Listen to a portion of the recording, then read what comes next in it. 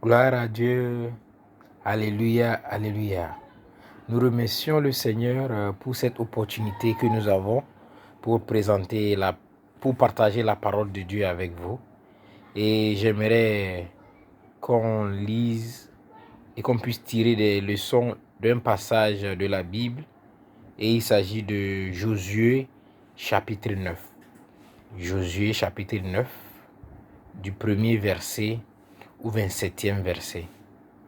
Donc, à titre d'introduction, le contexte de Josué chapitre 9, c'est le moment où le peuple d'Israël, après avoir quitté Égypte, s'approchait de plus en plus de la terre promise.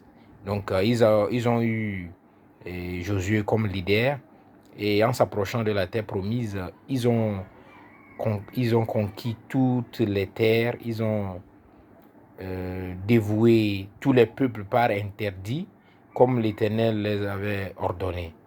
Alors, ils sont arrivés à un endroit où les habitants du Gabaon, pas du Gabon, du Gabaon, ayant appris comment le peuple d'Israël a détruit les gens à Jéricho et à Haï, ont décidé d'user de ruses pour pouvoir décevoir, tromper la vigilance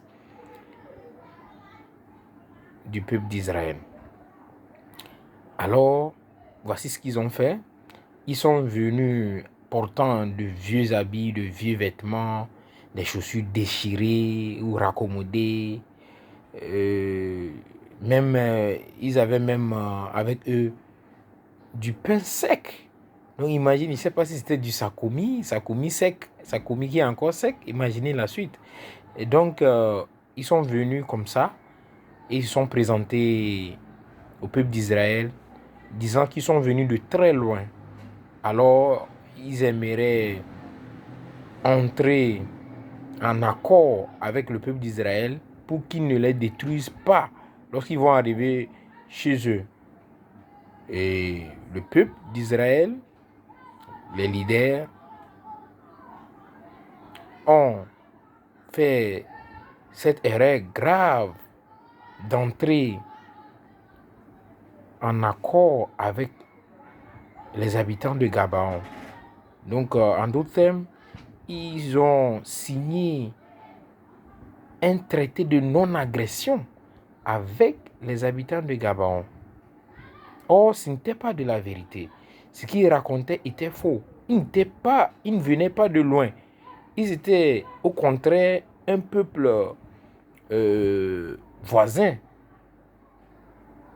que les Israélites devraient en principe détruire. Mais ils ont fait usage de ruses. Et du coup, le peuple d'Israël a mordu à la maison. Ils ont signé le pacte et c'est devenu autre chose. Maintenant, dans notre vie quotidienne, nous faisons face à certaines situations. Une fois que vous vous impliquez, ou bien une fois que vous vous engagez, sortir devient un problème. Ou bien nous retrouvons devant une situation où les gens usent de ruse, les gens usent de tromperie pour tromper notre vigilance. Je prie aujourd'hui que Dieu nous aide, qu'il nous ouvre nos yeux pour que nous puissions voir les apparences, au-delà des apparences, nous puissions voir au-delà des apparences, pour que les gens ne nous trompent pas avec de la ruse. Cela peut être une personne qui se déguise à une autre. Cela peut être un produit, une idée.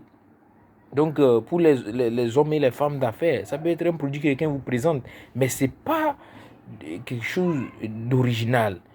L'idée est fausse, mais déguisée. C'est ma prière que Dieu nous fasse grâce pour que nous ne soyons pas victimes de ces actes de tromperie. Nous allons mettre fin à la séance d'aujourd'hui. Nous allons continuer après.